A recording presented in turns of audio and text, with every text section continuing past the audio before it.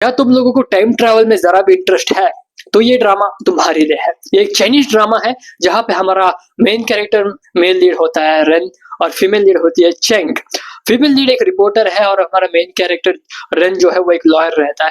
दोनों ही एक ही रूम में रहते हैं जहाँ पे हमारी चेंग है जो फीमेल लीड वो है 2014 में, जो हमारा मेन कैरेक्टर रेन है वो है 2025 में। और वो लॉयर के एक केस में रहता है जहाँ पे उसको थोड़ा बहुत कॉन्सेप्शन क्या बोलते हैं हेट सहना पड़ता है, तो वो शिफ्ट कर लेता है किसी और अपार्टमेंट में। जहाँ पे शिफ्ट होकर वो टाइम ट्रैवल करना शुरू कर देता है। जहाँ पे वो टाइम ट्रैवल नहीं करता, जो लड़की रहती है चेंग नाम के रिपोर्टर, वो टाइम ट्रैवल करके आता है हमारे मेन कैरेक्टर के पास। स्टार्टिंग में दोनों ही एक दूसरे से बहुत ज्यादा नफरत करते हैं। कोई चोर समझता है किसी को तो कोई भूत समझते हैं। जहाँ पे हमारा मेन कैरेक्टर है ना, भूत भूत अरे भाग यहाँ से, और वहीं पे हमारी चेंग भूत नहीं अबे ठर की साले यहाँ से निकल चोर।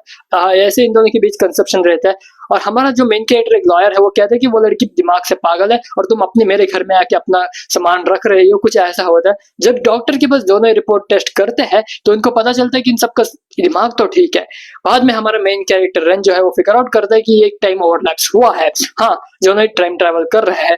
हमारे मेन कैरेक्टर रन के पास चैंग टाइम ट्रैवल करके आ रही है 2014 से। दोनों के जो सामान है वो भी टाइम ट्रैवल कर रहे हैं साथ ही साथ। और ये सब कैसे हो रहा है इनका कोई क्लू नहीं है, इनका कुछ पता नहीं है। और दोनों फिगर आउट ये नहीं करते। दोनों अपने अपने केस में बिजी रहते। जहाँ पे एक लॉयर के केस में बिजी रहते, वो रिपोर्टर बन के अपनी चीजों में बिजी रहती है। तो दोनों समझौता कर लेते हैं, एक दूसरे के बाथरूम में नहीं जाएंगे, बेडरूम में नहीं जाएंगे। और इसी तरह इन दोनों की लव और बॉन्डिंग और कैसे कैसे चीजें बदलती है और कैसे कैसे स्टोरी लाइन आगे बढ़ता है। फनी होता है या फिर रोमांस होता है या फिर मिस्ट्रीज जो फॉलो ये लोग पूरी तरह से सॉल्व करने की कोशिश करते हैं, कैसे करते हैं और कितना मजा आएगा। और ये ड्रामा देखना आपके लिए वर्थ इट है। थोड़ा बहुत आपको बोरिंग फेस करेगी क्योंकि ये चाइनीज ड्रामा तो थोड़ा स्लो से आगे बढ़ता है, तो आप समझ सकते हो कि कैसा मैं कहने की कोशिश कर रहा हूँ। नहीं समझ रहे तो बता देते हो, थोड़ा स्लो स्लो जाता है। तो रोमांटिक सीन्स भी बहुत ज्यादा दिखा देते, बहुत ज्यादा लंबा खींच देते हैं छोटे छोटे रोमांटिक सीन को, जो कि बहुत ज्यादा मजेदार है। मुझे तो पसंद है, लेकिन आपको थोड़ा बोर कर सकता है। फिर भी आपको मजा आएगा देखकर, क्योंकि आप टाइम ट्रैवल में दिलचस्पी रखते हो, तो ये आप ही के लिए है।